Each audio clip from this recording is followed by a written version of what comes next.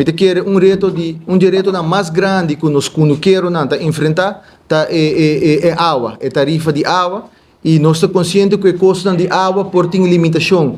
para o que trata impacto que tem ribe cosecha, pero também ribe conexão profunda que nós queremos não tem que nós ter. E de forma aqui tá transformar o mês também em ambição que a agricultura e quero local também tem. Pois nós trazemos um acordo conjuntamente com o WEP e Santa Rosa para por aí chegar a uma extinção de Memorandum of Understanding para assim que oferecer quando quero uma tarifa de água mais econômico. Com a tarifa de água aqui não abou, nossa agricultura e nossa conversa com eles sigue desenvolver de uma forma que nós por chegar também a garantir a segurança de alimentação que nós queremos mira crescer riba Aruba. Nós temos confiança que o MOU aqui e a tarifa mais abou, também com ele lo dá um empurre na setor primário de Aruba. E a MOU está por um período de 2 anos e a meta está para formar colaboração duradoura entre Santa Rosa e também o Web Aruba NV. E quando quero não por registrar para por raia tarifa especial aqui de nível 6 e requisito não que também com ele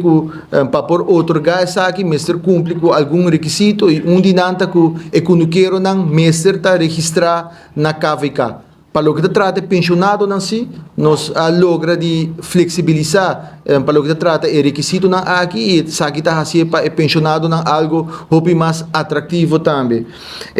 Me quero dar uma palavra de agradecimento tanto na senhora Nathalie Maduro de Santa Rosa e também senhor Alfredo Coleman de Web Aruba NV e também senhor Robert Cruz para a dedicação e na tremenda colaboração para nos por aí chegar na acordo aqui não para assim que não siga engrandecer e siga dando oportunidade para a agricultura por seguir trabalhar para assim que nós por agricultura local por seguir florescer e sabe que algo que quer imenso e hobby atrativo para assim que nós por lograr nos meta água tá dia 5 obstáculo não que awardo recomendar e awardo tercidilante de rapport de World Bank e de forma aqui tá atender com essa aqui e me quero agradecer tanto Santa Rosa, Nathalie e gente team de Santa Rosa e senhor Alfredo Coleman e gente team de Web para por a brindar